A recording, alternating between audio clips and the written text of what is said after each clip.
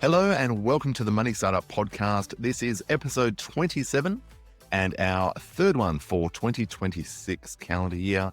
My name's Jared Brown, co-host of the Money Startup Podcast, and joining me today is my friend and colleague, Will Cant in New South Wales. G'day, Will.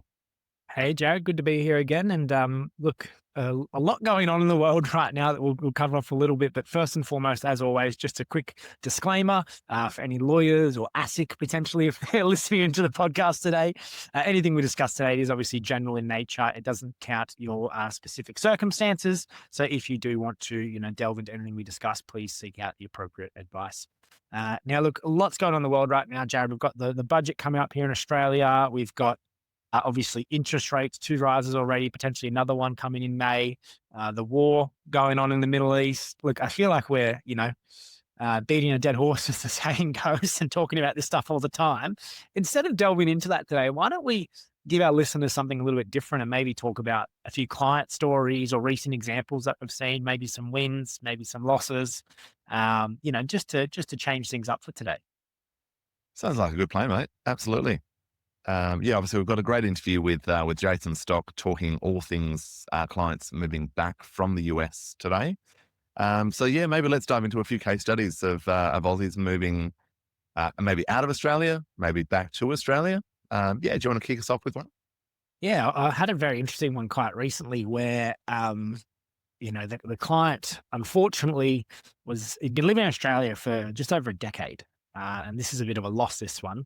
It's still going through the woodworks, but unfortunately he was paid from a US company, US entity living in Australia, didn't realize he actually had to report all of his income here in Australia. So for the last decade, he's been earning X amount of dollars every single year, not paying any Australian taxes on it, paying his taxes in the US. And there's a big piece of work now for the accounting team to go back through, the last 10 years of earnings, potentially see what, has been misreported, what needs to be taxed on. So it's a really, really strong reminder that just because you're living in one country doesn't mean you don't have taxes in the other. Just because you're earning income from one country, not the other, doesn't mean you don't have reporting obligations. Just because you have assets, in one country, not another, doesn't mean you don't have to report that and potentially pay tax on it. So it's a really, really strong reminder that I think we emphasize a lot today with the interview with Jason that, it doesn't matter where you are in the world, you could be living in Australia, been out of the US since you were 5 years old, but potentially still have obligations there, if you're a citizen. So, unfortunately, this client will most likely get a pretty hefty tax bill from the Australian government that'll need to be back paid. And then potentially we sit down with a legal team and see if there's any ways we can minimize it or anything else we can do. But really, really important to emphasize you need to understand your obligations well and truly in advance. Ouch. Yeah, sometimes I guess as part of our job, we get to be the bearer of bad news. Raising some of these things with people, which unfortunately there is no way around them. So, don't shoot the messenger, as the saying goes.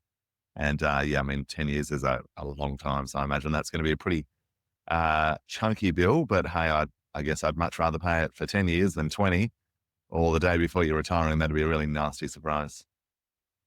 Look, on a bit more of a positive note, to give a different scenario, we did have some clients recently. They've just had their annual review, been working with us for about a year now. They moved back from the US over here to Australia about a year ago.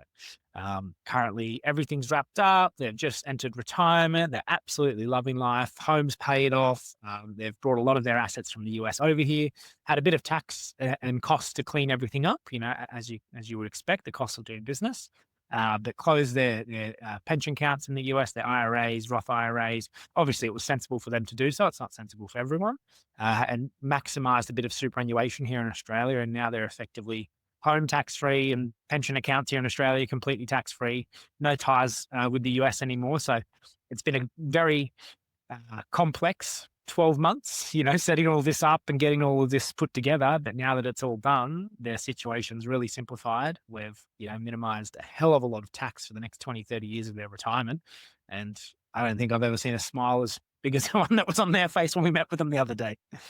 Yeah, well, that's fantastic. It's, always so nice to hear. And I mean, you hit the nail on the head. Planning a return to Australia, there's so many moving pieces that I find, people just don't give enough credit to. It's like, right, I booked the flights, I paid my tax, Yeah, that surely is enough. But you start unpacking some of the nuances of everyone's scenario. We had a client recently, so it doesn't relate to the US, and I guess in some ways it can be a little simpler when the US is not involved. They'd actually just returned from Singapore, been here about 7 years, back to Sydney, but they had 6 investment properties. They needed to sell 3, relocate or actually shift some of the debt onto other securities so they could sell the 3, free up enough cash, push that into a primary residence, split that across financial years to get the tax right and minimize the tax. Then we had to look at super contributions, getting that right. The husband was moving back before the wife. So he was becoming a tax resident about 4 months before she was. So we had to look at the implications of that and how to, file their Aussie tax returns, what the taxable income in Australia would look like. And then, of course, what a lot of people don't realize is that, if you have CPF or SRS here in Singapore, that also becomes taxable in Australia once you land in Australia as a tax resident. So we also had to look at the process, and it is a process of unwinding and unraveling those structures, revoking PR, freeing up that cash. It's not automatically treated as super. So now we've got to look at contribution strategies with that money. And, now thankfully all of this has been done and, life is a lot simpler. But, that was about a 15-month process, planning for all of these moving pieces, saving for the tax bills, and just making sure that when we got to, that 2 or 3 month out period, we're not thinking about, oh my goodness, we've got this bill we weren't aware for, weren't aware of, but rather just actually going through the motions and, trying to make it as seamless as possible. And I think that we're so, um, we have so many benefits in our day and age where, let's say I wanted to go on my phone here and transfer you $50 from my bank. I could do that right now, take about 30 seconds. You'd receive it, if not same day, the next day. Um, we have these things that are so fast now with technology and finance and all these things. But a lot of systems don't work like that. The superannuation system, systems in Singapore of redeeming SRS and, residencies, applying for PR and renouncing citizenship in the US. All of these things aren't a one-page document or a form you can do online that you post in and the next day it's done. Like you said, sometimes these things take 15 months, 18 months, and not for lack of us trying and, sometimes putting a rocket up. Some people say, come on, get this process, get this done. But some government systems and, especially the US, right, they can be quite antiquated with a lot of their systems. It can take a long, long time. So it really, again, just shows the importance of planning for these as soon as possible and not delaying these things. Now, let's get into the interview today because I'm really excited about this one. We're interviewing Jason Stoch from Uptrend Advisory, who we've actually had on the podcast before. Jason, he started Uptrend Advisory a long, long time ago, but he is kind of the go-to for any Aussies living in the US. He lives over in the US himself.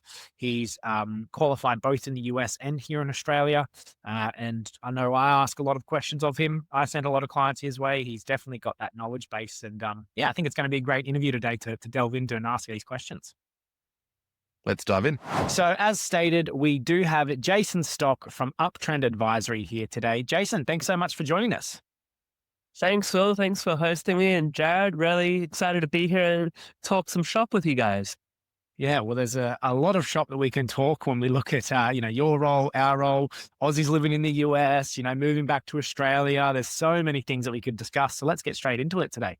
Now, first question off the bat for you. This is a common one that, we get, and a lot of, I suppose, misinterpretations are out there, that's for sure. So, any Australians, they're currently living in the US, what are the biggest tax differences, that they need to understand before they even think about moving back? We see so many, misinterpretations and people getting this wrong and thinking it's one way when it's the other.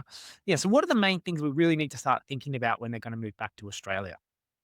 Yeah, let's say one of the big ones is, the timing of when are you moving back? And that immediately underpins, well, what should I do while I'm in the US before I move back to Australia versus what can I do after being in Australia with what I've left in the US? Because, Australians or other foreign nationals that are in the US, they, accumulate assets, be it bank accounts, shares, stock, retirement accounts. And there is a lot of considerations as to what you do in the US versus what you do in Australia. And then, to add another wrinkle to the matter as well, what is your US visa status and tax residency? Because that also kind of forms a bit of the puzzle. Yeah, I see it all the time where people go, "Oh, I've moved back. I don't have to worry about my US taxes anymore." Oh, well, you're actually still a US citizen, aren't you?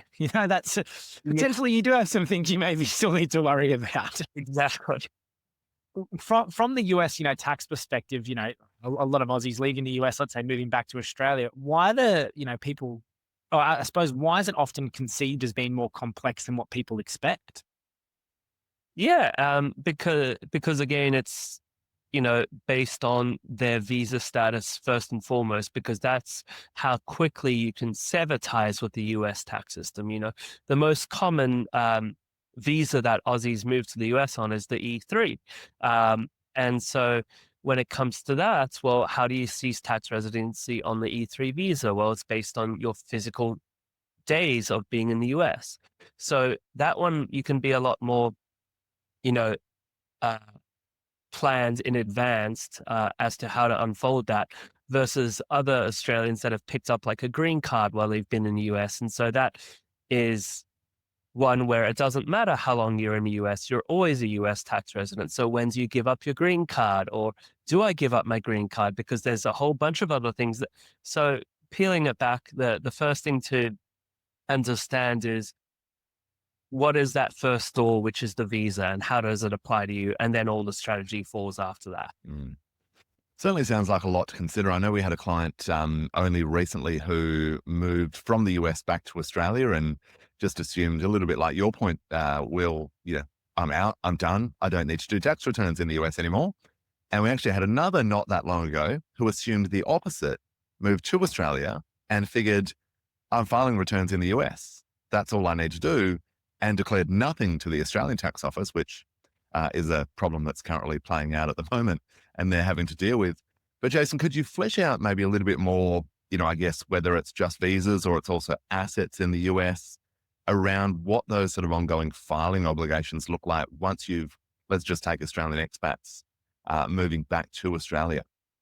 Yeah. So assuming that you've moved back to Australia and you were on the E3 visa at that point in time, because the US tax is a calendar year compared to Australia's June 30 financial year end, you kind of have to work out, well, how many days was I in the country this calendar year? Do I now fail the substantial presence test, which is your US tax residency test as a E3 visa holder? Therefore, am I a US tax resident and I still have to report whatever I've got going on in Australia? Or am I now a non-resident where for this year, all I have to put on this return is, my US sourced income, like my W-2 from employment or 1099s from whatever share brokerage accounts or bank interest I got. So the complexity really, um, you know, again, comes from that whole situation of what's your visa? What does it mean for your tax residency? Once you know what your tax residency is, that informs what your filing obligations are moving forward. If you're a straight non-resident and you no longer have any US sourced income whatsoever, at that point in time, you are free and clear, no longer need to file in the US. And so you're just solely focused on the Australian side, which is a nice clean break. But if you go back to Australia with the green card, or you've picked up US citizenship, your filing obligations to the US do not change. You're now dealing with Australia and the US, where both sides want to know everything. And so that's where it can get a little bit messy with sequencing and strategy. Absolutely. I'm sure there's a lot to dive into and unpack. And I guess like most places, but especially the US, prior planning as far in advance as you can to kind of work out your dates and deadlines. What about, I know sitting here in Singapore, we have what we commonly refer to as the exit tax, which is kind of this deemed exercise on unvested shares and options. Does the US have anything similar? I guess, it kind of sounds like that may be a little dependent on visa status. But is Yeah. there anything that Aussies need to be aware of if they're sort of planning that departure? Yeah, absolutely. So there is an exit tax in the US, but it is dependent on your immigration status. So E3 visa holders don't have to worry about it, which is the majority of people. But again, the people that have picked up the green card or US citizenship, they would be subject to the exit tax tests. It's not an automatic exit tax. You have to have a few factors that fall unfavorably for you to have to actually have that exit tax. The and I can dive into this if you want, but um, if you're a US citizen, you will be subject to the exit tax test. If you are a green card holder that has held a green card for 8 years, you will be subject to the exit tax test. If you've held a green card for 6 years and gave it up, you will not be subject to the exit tax test because you did not hit that 8-year threshold. And so once you've hit the threshold or are a US citizen, you're subject to the tests. And then if you fail any of the tests, you have that exit tax. So there's still a bunch of hoops and hurdles to jump through where you may or may not actually be subject to an exit tax. So it's not automatic and not guaranteed.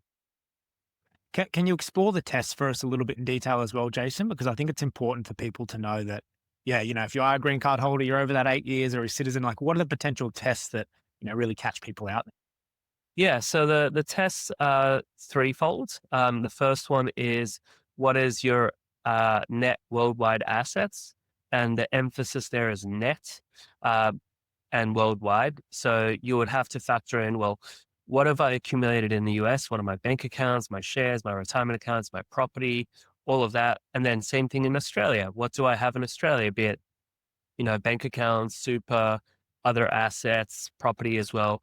Um, Obviously, you convert all of that to US dollars because this is all being tested on the US dollar basis. And then you also need to factor in liabilities. And what I mean by that is, let's say you have a $3 million home with a $2 million mortgage. For the purposes of this, your net asset is 1 million, 3 minus 2.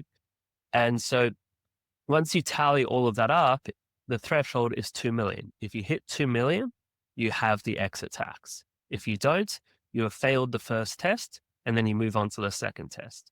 The second test is in the context of you have been filing US tax returns. What has been your average tax liability for the past 5 years? And this won't impact a lot of people. It will impact high income earners. The average tax liability is, I think it's like $205,000. And to clarify, to avoid misunderstanding, it's not saying you had to have made $205,000 of income. It's that your tax paid overall has to have been $205,000 of income. Majority of people will fail that test. So you failed 2 of the 3 tests, which is good. The third test is a sneaky one. And it's where it asks you, do you certify under penalties of perjury that you have been compliant with all of your tax filings to date? And that one catches a lot of people out because you don't know what you don't know. And I can say we, over the past few years, have had a few clients come to us where they have looked to exit the US tax system, and we have reviewed their prior years and they have not been fully compliant. They haven't declared that property in Australia. They haven't declared their super, like all of these various things that need to be cleaned up before they can say, yes, I certify I'm compliant. Because if you say you're not compliant, you have that exit tax. And if you say you are compliant, but you're not compliant, you've perjured yourself. So you got to be careful. Yeah, I think you hit the nail on the head, right? Like so many people don't realize they have to report their superannuation, or their Australian property. And that's the thing, if they're not getting help and they're not understanding the rules, it can be a very, very slippery slope, right? Absolutely. It just shows how important it is to ideally from day one, know what you need to do and have the right people in place so that everything goes smoothly your entire time you're in the US before moving back home. Look, by the sounds of it, being a US citizen or a US tax resident is too difficult. So, what are the biggest traps people fall into when they, renounce their citizenship and they want to get rid of it? Yeah, I mean the biggest thing really is that exit tax and just making sure you don't fall afoul of it. And then just also strategically timing um, what you do with assets while you are a US citizen versus not a US citizen, because when you're no longer a US citizen, assuming you've left the country or and are back in Australia, suddenly now you're a non-resident for US tax purposes. If you sell your home or things like that, you might be subject to non-resident withholding taxes and things like that, which, tie up your money for several months until you file that next return. And, you kind of want to make things as streamlined as possible while you have the benefit of, that tax residency, and then mitigate against the damage after the fact that you get.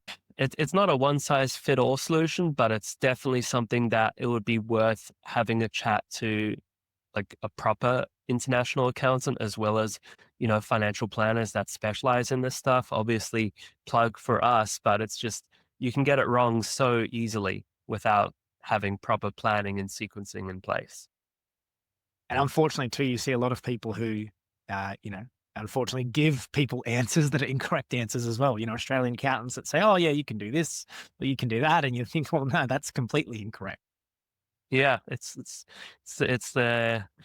I mean, in this day and age, it's almost like taking a chat GPT answer at face value and not doing any further digging. Yes. I had one just recently where a client used ChatGPT around social security payments in Australia. And it said, social security payments here are all taxable in Australia. Prepare your tax liabilities to pay tax on them. Whereas obviously, US social security getting paid in Australia, isn't taxed in Australia as such. So they were planning all these massive tax bills for something that, wasn't going to eventuate at all. Absolutely. Perfect. Well, let's talk about timing then, because I think it was one of the first things that you touched on, the importance of timing and obviously making sure that you time it as appropriately as possible. How important is timing from a tax perspective? And really, are there any strategies around timing income or bonuses or, as Jared just said, the exit tax in Singapore can be a great strategy to have all your bonuses paid before you leave, if possible. Is there anything you see like that from the US side? Yeah, I mean, when it comes to compensation, it's really then about planning around the tax tables and staggering things. Like, let's say you're a high income earner and you're getting a severance and or a bonus payout, and it's going to double your income. Naturally, you'd rather take what you have now and get paid out the final payout in like January of the following year. So that way you've spread the income out over 2 years instead of taking the hit all in one lump sum and having a huge tax bill. Obviously, you can't control certain elements of it because your employer is going to do what they want to do. But if you have that negotiating power to stagger it, that would be awesome. Then also on the backside of it is when you're going back to Australia, thinking about, well, what am I actually going to be doing in Australia when I first land? Am I going to take a sabbatical for 6 months? And so, my income's going to be low, in which case, cool, I'd rather take it at that point in time. Or actually, I'm landing in January and I don't think I'm going to work this financial year. So I want to get all of it paid out before July 1st so that it's all tied in this one financial year where my income's low. So it's that kind of stuff when it comes to employment. Then things like property sales, depending on the capital gains implications, you may want to sell before you land in Australia to keep it out of the Australian tax system. Similar logic to US retirement accounts, depending on how much you have and what the situation is and what kind of account you have, you might want to pull it out before landing in Australia. Classic example is the Roth. You don't want to have the Roth in Australia, so you might want to pull it out before you move to Australia. Obviously, you need to consider what the US implications would be because it's a double-edged sword, but that's kind of it. And then the strategies, around stock, there are strategies that can be done in leveraging Australia's deemed acquisition rule, which is great for that cost basis step up. But you only get the benefit of it if you cease US tax residency, because otherwise, if you're still a US person, your cost basis remains the same in the US. You get a step up in Australia, but you're not truly benefiting from it. So, it, you know, I like to kind of see it as a Rubik's cube where everyone is a different Rubik's cube, and you twist one side, does this to the other side, and it's something again where the advice and the strategy will be bespoke based on the person. And it's not a, hey, everyone needs to do this because that's how you know. Yeah. Mm. I love that analogy, the Rubik's Cube. You've got one color on one side. That's the Australian superannuation and pension system.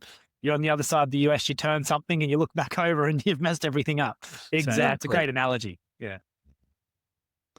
Absolutely. Jason, I just want to come back to the exit tax just for a moment, if we can. So, I can certainly see, particularly on the assets test, things like exchange rates can, very quickly, I guess, push you over those thresholds.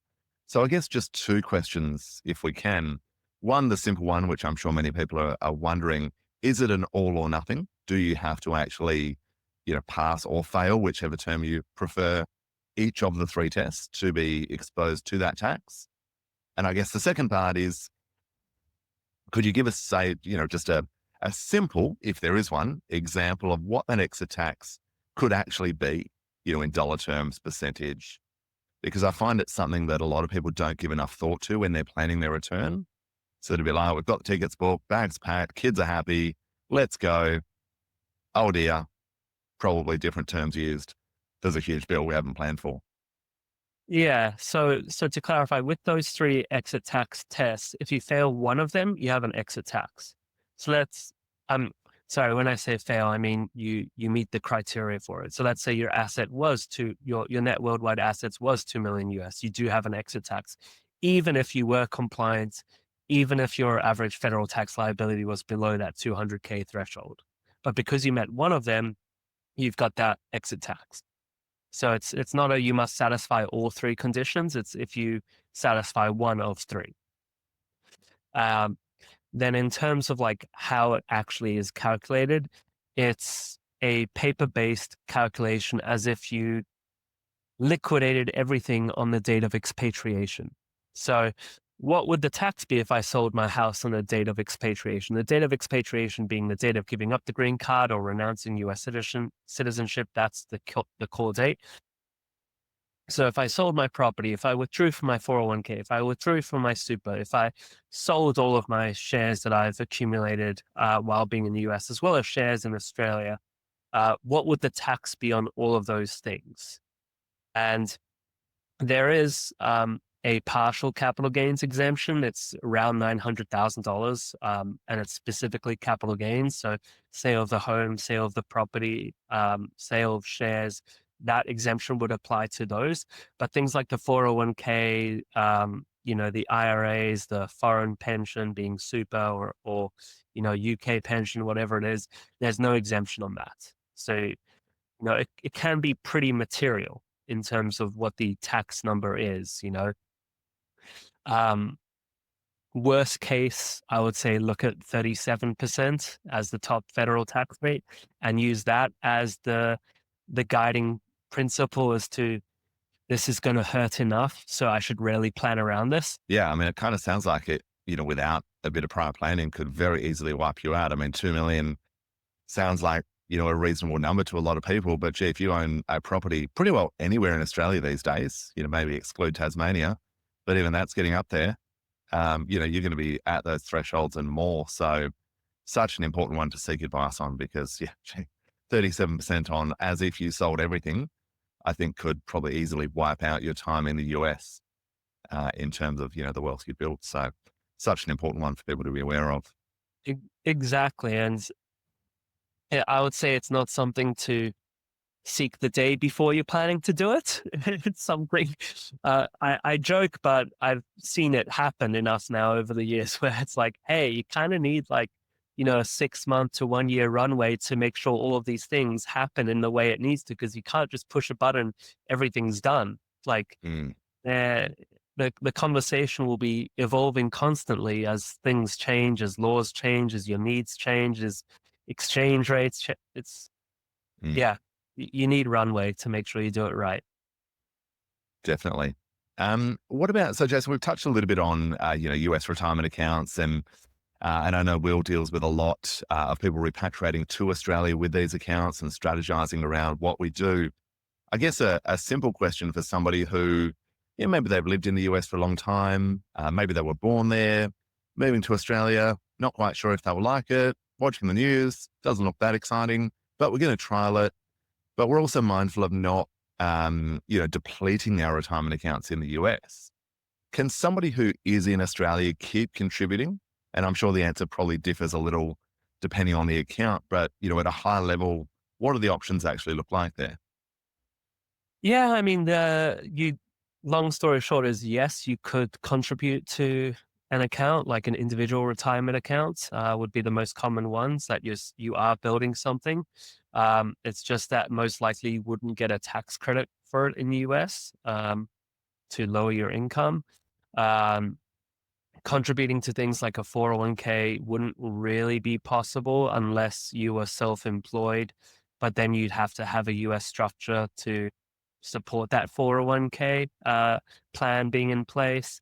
And Roths, you just still wouldn't want to really touch it. So um, IRA would be the one thing that I could think of, that you could still continue to contribute to at least build something over time if you were planning to go back to the US. So let's say then, Jason, someone's moving from the US back to Australia, but they're not ceasing their US citizenship, or they're maintaining green card. They still have obviously tax obligations. How would their Australian investments be treated from the US perspective? Let's say they start investing in shares, or their superannuation or anything along those lines. Yeah, so with the super, that's the most difficult one because of the fact that there is no clear guidance on how it's actually meant to be treated. So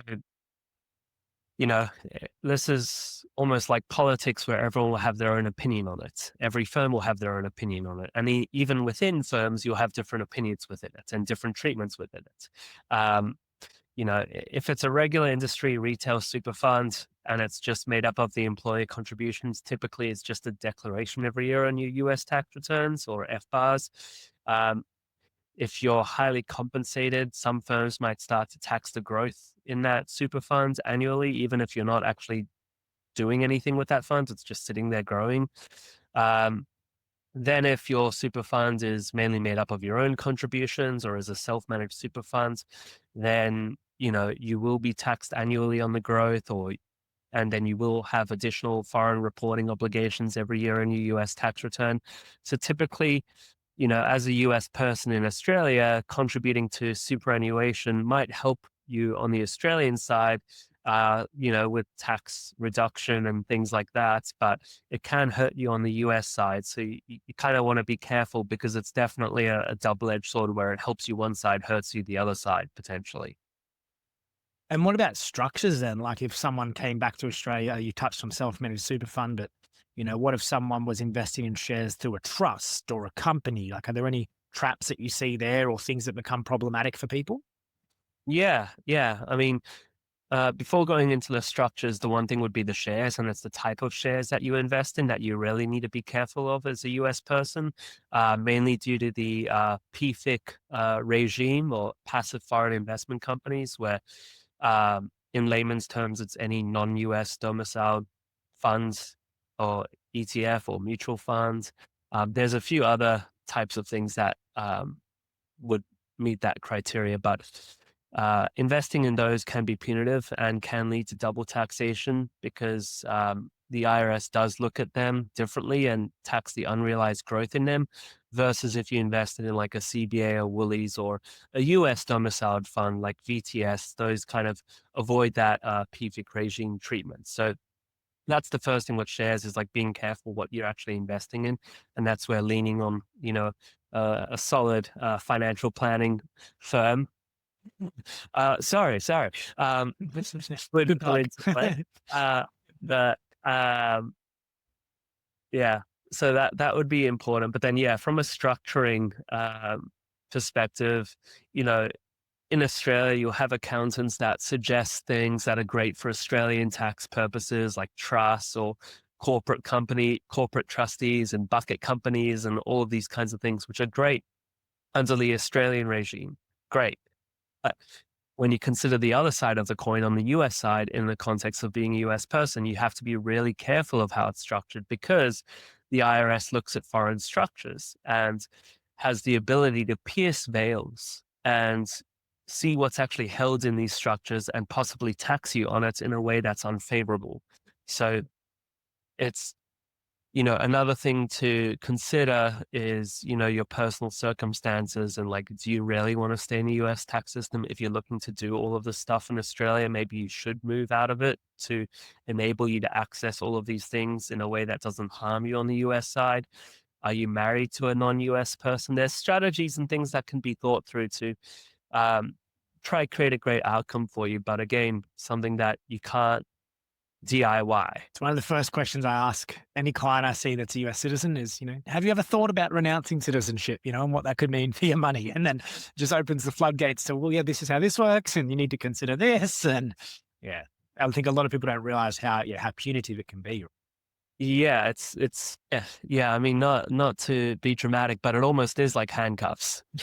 Yeah, absolutely. Jason, you mentioned earlier, everyone kind of has their own opinion when it comes to superannuation. And I guess, this kind of raises the helpfulness or lack thereof of the, Australia-US tax treaty. I guess, are there other things that, or other areas, I guess, perhaps that it kind of falls short in, or areas that it actually is helpful in terms of guiding Aussies who might be thinking of moving back? Yeah, I mean, the fact that the treaty exists is great because not every country gets a tax treaty with the US. So the fact that we have it there and we have it for, eliminating double taxation at minimum is great because that allows you to leverage the whole foreign tax credit component or foreign income tax offset on the Australian return. So it's good that that exists for that purpose because that at least helps for the most part with most of the common fact sets that people have. Where it really falls short is the whole superannuation as well as US retirement accounts. In that, I know there's a lot of lobbying groups that would love to see super language included there, 401k, IRA, Roth, just exempt everything instead of making it, Australia will tax these things. The IRS hasn't said what they're going to do. And so we're in this weird gray. I think it would be very helpful for taxpayers' peace of mind, as well as for planners and accountants to have like clear guidelines that we can just follow to a T to ensure there's no ever there's not really ever a risk of questions. Uh, yeah, so I would say it's 80% helpful, but then 20% there's lacking and gray. Very diplomatic answer.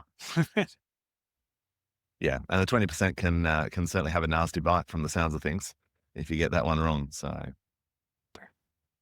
Jason, what I guess, what are some of the, I guess common mistakes? We've touched on a few things that could potentially trip people up, but for somebody Australian citizen living in the US, planning their return, or they recently moved back, or maybe they've been back for a few years.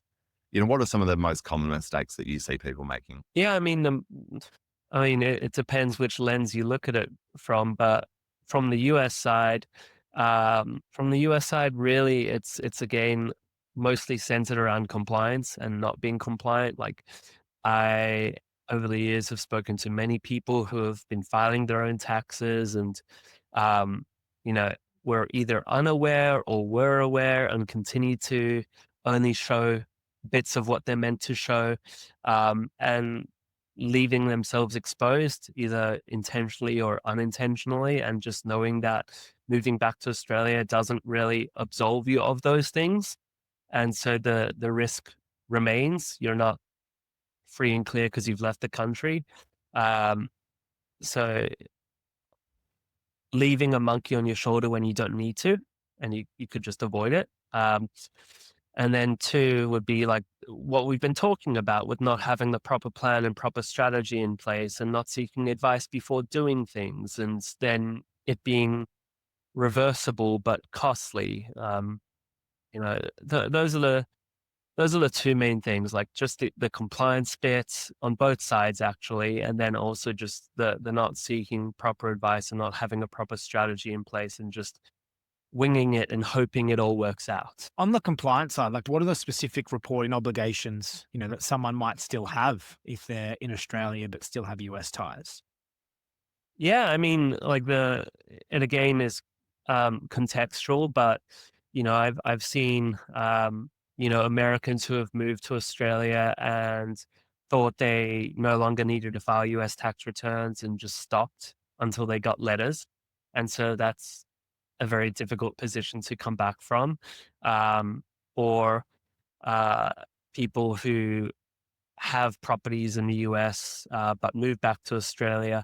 They didn't make the right elections in their returns. And so their properties being taxed or withheld differently, or, you know, people that had businesses in the US and didn't wind it up properly or have kept the structure fit for when they were living in the US, but not in Australia. It's like all of those, crossing the T's, dotting the I's. And then the more basic one is, declaring worldwide income, declaring foreign assets, declaring foreign structures, like all of the stuff that is super important that gets missed a lot of the time when you're DIYing it. So it could be a myriad of things that go wrong. That are all like very easily avoidable as long as you remain informed and self-educate and, make sure you're doing what you need to do.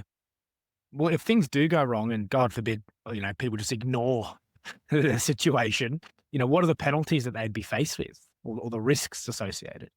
Yeah, I mean, these penalties can be quite punitive. Like, the most basic forms, a lot of them have a $10,000 penalty, US dollars. So it's not insignificant. It's pretty pretty big and can be quite shocking to see in a letter form. So you know, and this is specifically when it comes to like international reporting and all of that. And then you can get other letters where it be like where it's you haven't filed, or we're charging you interest, or we're charging you these penalties for not filing these things or not reporting everything.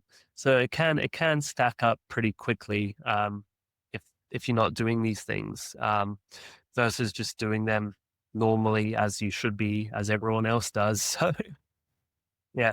Well, on a positive, at least the Australian dollar is getting a bit stronger. So at least the penalties, reduced a Yeah. little bit in that sense. Yeah. Will we see 80 cents? If we do, I might Well, then come it's over and just have going to to push you closer to visit the you. exit tax. Right? True. Yeah, if we get that strong, I might have to come visit you over in San Diego during the summer. Be pretty good. I'll take you for some tacos. Perfect.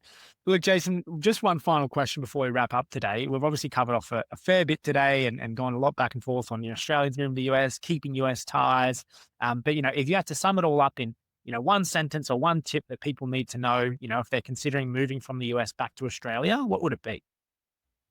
I would say invest in the right people. Invest in the knowledge, invest in the information, invest in the strategy. Otherwise, it's like you're flying a plane blind and just hoping. So if you want the best outcome, engage the right people and just make sure you give yourself enough runway, keeping with the plane analogy, to have a smooth landing. Yeah. Nice. I love it. Or, hire someone who's solved a Rubik's Cube before and they can show you how to do it. Perfect. Well, thanks so much for your time today, Jason. It was great to get your insights here. And yeah, I think you hit the nail on the head there, right? There's so much you need to know. So invest in the right people around you and get that knowledge behind you, because every single scenario is different, right? Every case is different. Absolutely. Absolutely. Like the return on the investment and the peace of mind and seeing it all go as smoothly as it's planned out is great. But yeah, thanks, Will and Jad. Really appreciate you guys having me again. Perfect. Thanks, Thank you so Jason. much. We'll talk again soon. Well, as stated, the interview with Jason was excellent. We dived into, what it means to move back from the US to Australia is the key topic. But, whether you keep your US ties, whether you've renounced them, whether you're on an E3 visa or any other visa for that matter, there's so many things that you need to know. And I think Jason really hit the nail on the head with that Rubik's Cube analogy. You feel like you're doing something right on one side, but then you turn it around to the other side and you've completely messed things up. So really, really important that, you do seek that help and do seek that guidance. Now, as always, guys, we will be releasing an episode of the podcast on the last Wednesday, of every single month. We always want to hear from our listeners. So if you guys do have any topics that you want us to focus on, I believe today's topic was actually sent in to us from a listener. So probably very specific to their situation, moving from the US back to Australia. But if it's property buying, if it's, moving to Norway, if it's, investing in Singapore, anything and everything, if you want to hear a topic that you want us to explore, please reach out to us. And as always, you can find the podcast on all most major hosting services, whether it be Apple, Spotify, YouTube, anywhere you find your podcast, you should be able to find us. Brilliant. Thanks, Will. And do remember to follow us on the social channels. You can fire through questions there as well. Stay up to date with the latest episodes. And of course, check out the previous episodes as well if there's a topic that is of interest. If this has been of value to you, please do let someone know. Obviously, we'd be very grateful for your 5-star review. Yeah, that certainly helps us keep the lights on figuratively, but, keep the podcast growing and keep the community growing as well. So as always, we're really grateful for you giving us your time today. I hope you've gotten a lot of value out of the podcast, and we look forward to seeing you in the next one. Until next time, guys.